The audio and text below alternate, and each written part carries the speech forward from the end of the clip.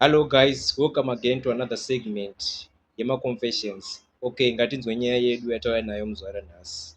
Makadini mukoma nevateveri vechirongwa chenyu. Ndiri mukadzi ari kutarisira kuroorwa kupera kwegore rino. Zvamanje manje ndichiri kumbochaya mapoto hangu. Mukoma, ini ndinoshanda basa rangu nesimba zuva nezuva. Asi dambudziko rangu guru nderekuti murume wangu anoda kuti ndimupe mari yangu yese pandinotambira. Handina rusununguko pamari yangu nekuti ndinomupa yese uye ndiye anenge achingoronga zvese zvichadiwa mumba.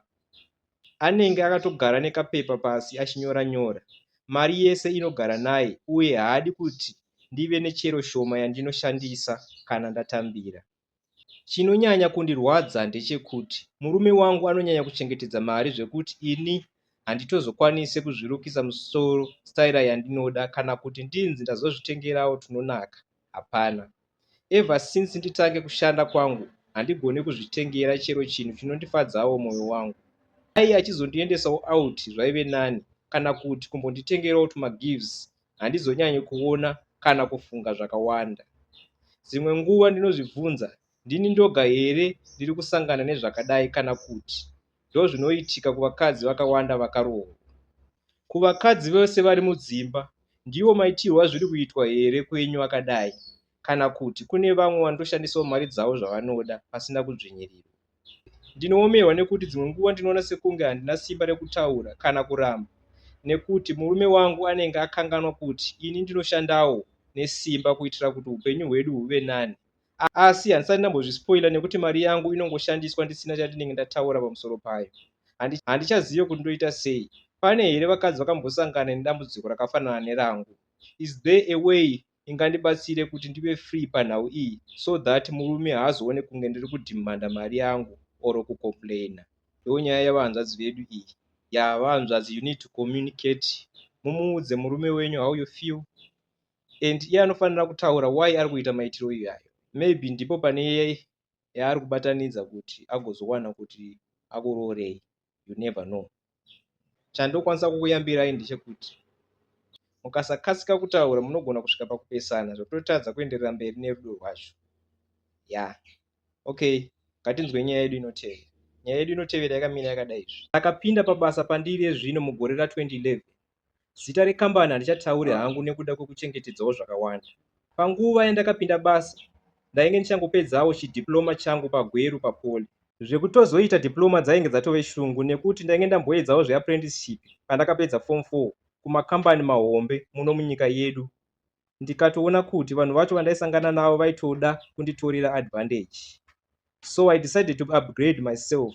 But up until now I believe kuti kuwana kwako basa, not basa chete, but chese chaunoda zvinoita easy chete kana kuri kunzi wabvuma zvinenge zvichidiwa neanenge ane ofisi yekuemploya vanhu. But I don't know kuti ndemuno munyika yedu chete kana kuti zviri kuitika pasi rese. Saka pandakazotaura namanager weipapo ndakafara pandakaona kuti ndawana mukana wekuonana naye nekuti ndaida basa iri zvisingaiti. Asi chakazondishamisa zvikuru maitiro ake. Akanditsanangurira kuti kunyange zvangu ndaive nemapepazi akakwana uye ndaive nemukana wekutanga basa, zvaive zvakakosha kuti tibatsirane. Akabva andiudza kuti kana ndichida kupinda pabasa fast ndaifanira kumupa makumbo, achireva kuti ndaifanira kurara naye. Ndakamboedza kubvunza kuti nei zvichifanira kudaro, asi ndakatozongoona kuti uyu ndo waiva muitiro wake. So ndakatozongoita zvainge zviripo. Pandakazotanga kushanda ndakazoona kuti ndakanga ndisiri ndega mukadzi ainge aitwa izvi. Munhu wese musikana kana mukadzi akapinda pabasa panzvimbo iyi akatombopfuura nemaoko amanager uyu. Vakadzi vose vandakasangana navo pabasa vaitobvuma kuti ndiwo mafambiro anoita zvinhu, asi pasina aigona kutaura achijekesa. Ndakangotaridza ndichifunga mawandiro atange takaita vakadzi pabasa pacho nemawandiro atakaita vakadzi pabasa panoka. Kunyange tichiziva kuti zvinoitwa namanager zvina kunaka, isu vashandi tinenge tichitya kumuudza kana kumuendesa kuna bosi mukuru, nekuda kwekuti manager uyu ane ukama nemukuru wedu, ndiye muzukuru wake. Izvi zvinoita kuti simba rake ringofanane panyaya dzekupinda nepakubuda kunoita vashandi pabasa. Pane nguva dzandaizvibvunza kuti ndichaita sei nezvakaitika, asi ndaishaya pekutangira. Ndichiri kurarama nekushanda pasi pamanager uyu, ndichiona kuti hapana mukadzi anoramba kubvuma zvinodiwa namanager, nekuti ukangoramba hauwani basa kana kuti unoruwana asi 4 months haupedze uri pabasa apa. Zvino ini ndakazozvarawo mwana musikana and she is also in the same field neni. Iye hake akutangawo degree next year. Manje kana akazopedza basa handidi asangane nezvandakasangana nazvo, nekuti ndainge ndichifunga kuti angazode kuita attachment akada kuuya kunoitira pandinoshandira. Izvi zvinondirwadza, but ndikuona kuti I need to stand up and act nekukasika ndichinje zvinhu, because I can't stand knowing kuti mwana wangu akuda kuzorarwa nemunhu akambondirarawo and izvezvi hatichazive kuti ane zvirwere zvingani. Ndiyo nyaya yavanzvadzi vedu iyi. My only advice is go and report kumapurisa nezviri kuitika kana nezvakaitika. Zvinonzi mhosva irove, so you have to go and report. Mapurisa achaita zvaanoita.